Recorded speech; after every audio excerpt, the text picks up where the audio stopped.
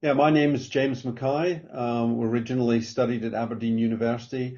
Now a CEO and co-founder of a biotech company based in San Diego, California. Thank you so much. And why did you decide to study at the University of Aberdeen? And why particularly genetics with medical genetics? Yeah, so I'm originally from the north of Scotland. So I come from a small fishing village called Buckie up on the Murray Firth coast. So just, I guess, 60 miles northwest of Aberdeen.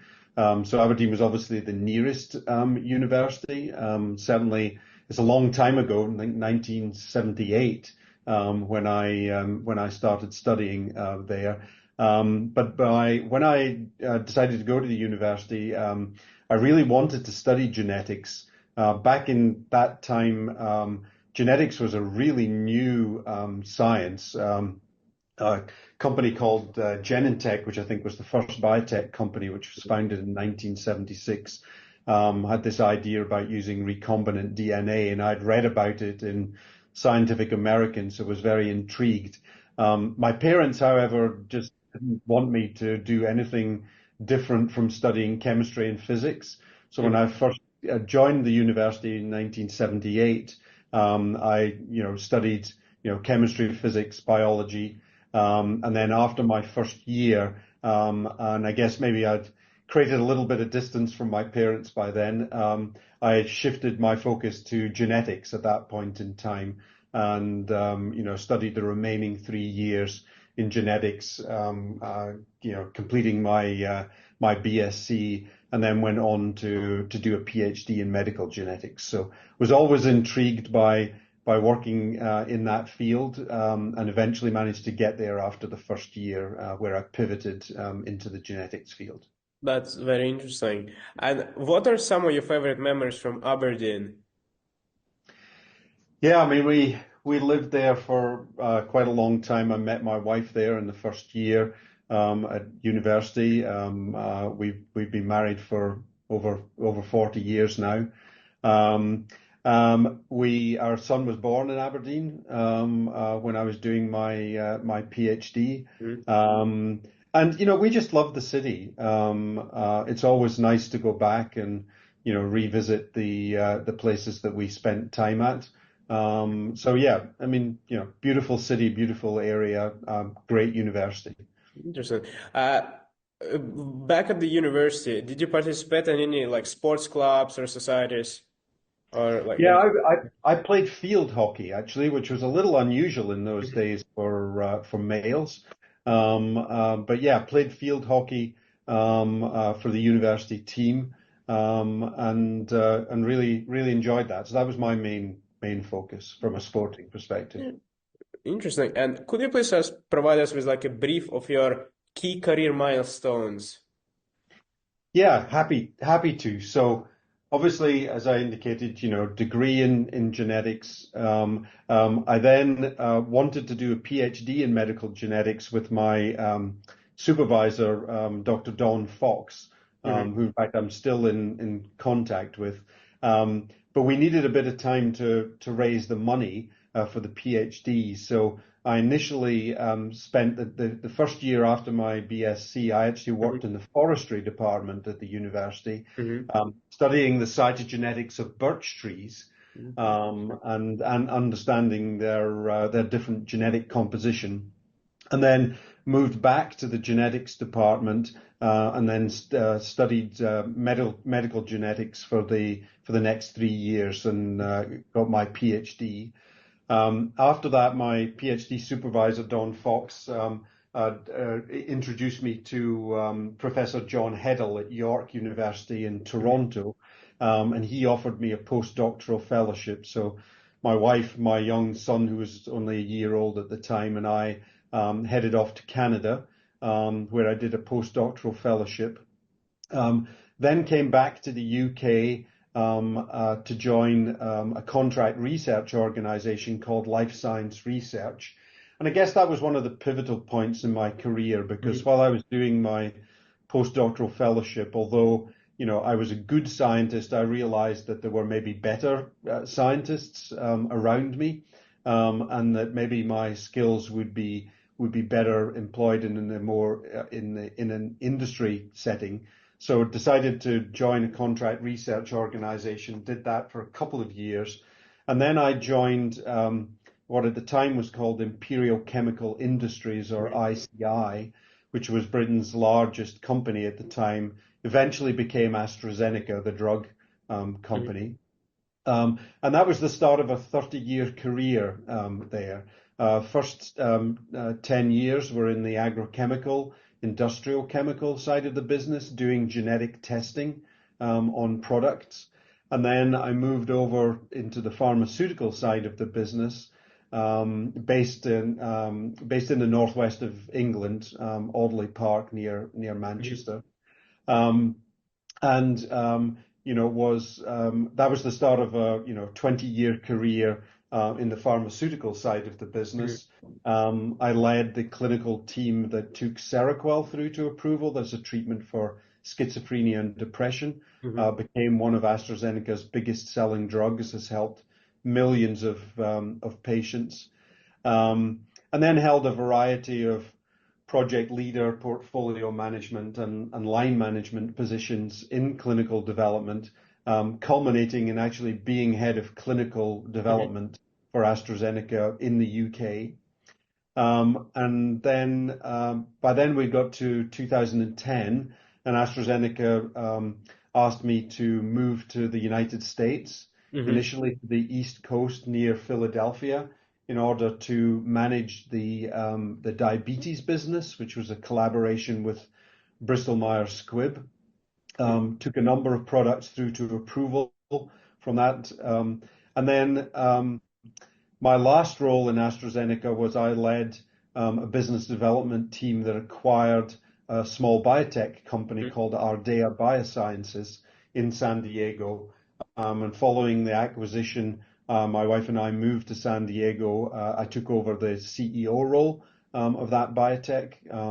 We took a couple of drugs through to approval over the next 5 years, and then following that, I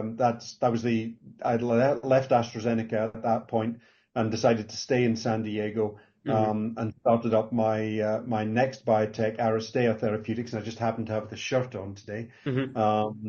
And so been in small biotech in San Diego for the last 10 years, and just in the process of setting up a new company as well. So happy for you to ask me any questions you want about that. That This was a is very very short impressive. description of a Very impressive. 30 It's plus more than years. impressive. And could you please tell us about your decision to establish Aristea Therapeutics? Yeah, What sure. challenges did you face? Yeah. So it was interesting because, I'd been in big pharma for, nearly 30 years, and got this opportunity, which I really wasn't expecting. And I think it was one of the things, if I think about my career, one of the things that's important is that you keep your eyes and ears open for the opportunities that come along, that may not necessarily be on a particular defined career path that you have. But may open up a just completely different direction for you to move in. So I was working in managing the diabetes business for AstraZeneca, and my boss, the head of R&D, basically said to me, I need you to go to San Diego to take a look at this biotech, which was Ardea Biosciences, and that was an important decision to actually do that, because that then led to me coming to San Diego, experiencing the innovation ecosystem that exists here, so that when eventually we closed down Ardea Biosciences, I decided I wanted to stay here, and decided it was time for me to leave big pharma and basically, start my own biotech, which was Aristea Therapeutics. And, I utilized, the whole network of people that I'd, gained experience of working with over the decades to help me to do that. And I'm happy to talk about Aristea Therapeutics as well. That was a relatively successful organization. Interesting. And the next question is, you mentioned Ardea Biosciences, and could you please tell us more about the acquisition process that you led it through? Yeah, sure. So at the time, the CEO of AstraZeneca, David Brennan, asked me to identify um, late stage late stage drugs in development Hmm. that were focused on the GP market, or Hmm. PCP as it's called in the Yeah. US, GP in the UK. In our kind of therapy areas of focus. And the Ardea organization were developing treatments for gout, which is a very prevalent and underserved disease. Um, we met with the Ardea team, did our old team of technical experts that did the Hmm. diligence on it, and we identified that there was a high probability that this drug was going to work and ultimately would get approval and could help millions of gout patients. We went about, Ardea was a public company by then. So we basically were in a bidding process with several other pharmas, and ultimately we were successful. I think we purchased that company for $1.26 billion dollars in the end, and then took full control of the company, and that's when I became the CEO. Wow, this is absolutely amazing. And the next question is, uh, could you please tell me about the strategies that you implement to foster innovation and diversity in global pharmaceutical operations? Yeah, you need to, in my mind, and I'm sure every leader has a different answer to this, but in my mind, in order to foster innovation, you need several things. So, first of all, you need to create an environment where people are free to explore and are free to somewhat deviate from the normal course of activities, because really that's when people start to innovate. So I think you have to create an environment and a culture in an organization that lets people explore. You also have to create an environment where people are not scared to fail. Because what you want them to do is you want them to kind of stretch their capabilities Hmm. and stretch what they're doing in order to try and achieve something that's never been achieved before. Um, and the only way that you can do that is to create a sort of no blame environment, so that if something goes wrong, rather than blame the person, you actually support the person and help them to learn from that experience going forward. So I think it's all about creating the right environment to allow Hmm. people to potentially take risks Yeah. and step outside their comfort zone. And then if by doing that, they'll then, have the possibility to actually achieve Mhm. something that they never thought that they were able to achieve. Interesting. And looking back, what was the proudest moment in your career? Wow, that's tricky. Um, I mean, during my career, I've got approval for 6 different drugs Hmm. across multiple diseases. I think the approval of each one of those drugs Hmm. was an amazing experience, a tremendous amount of hard work, many, many years of effort, and a tough regulatory process, as it should be, Hmm. in order to ensure that the drugs that they work and that they're safe. So I think any of those drug approvals would be the highlight of my career.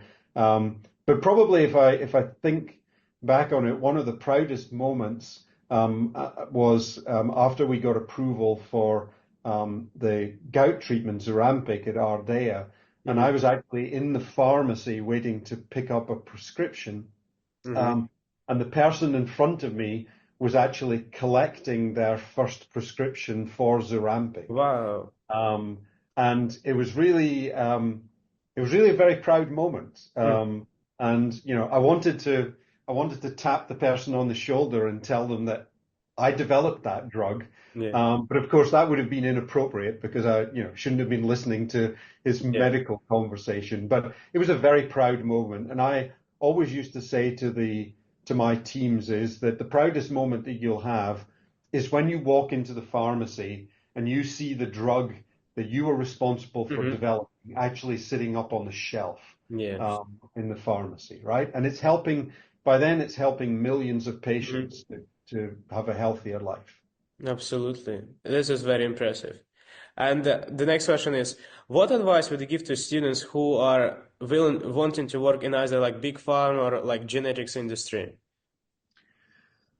Um, Well, first of all, get a good scientific education. So, Mhm. do your degree, do your PhD, focus on research that, interests you so that you're excited about it. And then start to look for the opportunities to move into Mhm. those industries. It's not easy, right? But you just have to keep looking for the opportunity. And what I always encourage people is that just as long as the opportunity sounds interesting, just take whatever the first opportunity is to get into one of those big companies. Mhm. And then once you're inside the big company, then the opportunities will expand themselves Mhm. over time, assuming that you're doing good work, then the opportunities will open themselves up. And I always encourage people don't have a very well-defined career path because I think if you do, then you kind of close your eyes and ears to the possibilities that might be slightly off that career path. And if I think about the way my career developed, there were several pivotal points in my career where if I had retained my focus on being, on that solid path to head towards a particular Mhm. type of job that I wanted, I would have missed the opportunities Yeah. to take the jobs that I ultimately took that then took me on a slightly different career path. Mhm. People sometimes ask me, so, how did a kid from the northeast of Scotland end up being, the founding CEO of a biotech in San Diego? How did you plan that? Yeah. I didn't plan it at all, Yeah. right? I let it evolve. And even when we came to the US, on the East Coast initially, I didn't have any idea that we would end up on the West Coast in San Diego and I would, running a biotech here. So I think you just let it evolve. And I just encourage people to keep an open mind.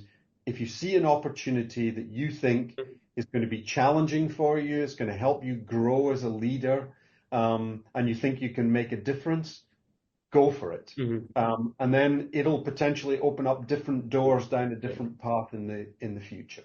Interesting. And would you say networking is important in your industry?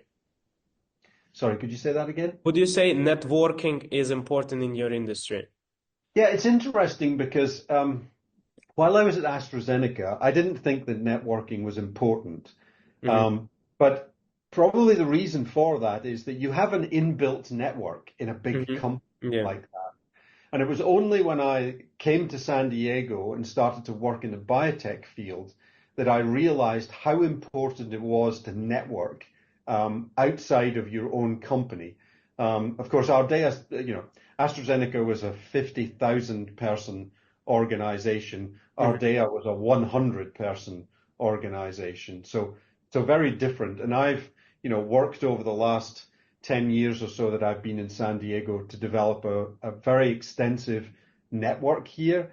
And I Yeah. think that network is important because ultimately, when you've got a problem that you need to solve, you're able to tap into that network in order to, tap into specific Mhm. expertise that'll help you solve that problem. And what I realize now, having left AstraZeneca, a number of years ago, I still have a fantastic network inside AstraZeneca Mhm. and also people who are, have left AstraZeneca, but are still colleagues of mine. Some of them are actually working with me in the new biotech. So I think, you develop deep relationships with people through networking and ultimately, it gives you the opportunity to ask them for advice and help Mhm. subsequently. So yes, I think it is extremely important. Interesting. And the last question is, what advice would you give to your younger self? Um, Probably do what you did in your career, which is to Mhm. follow your instinct, Hmm. and don't be scared to step into areas that are new and maybe a little scary at the time. Just have confidence in your ability, and explore things that seem interesting, and then it'll take you down whatever interesting career path you have. Hmm. And I've no complaints about my career path.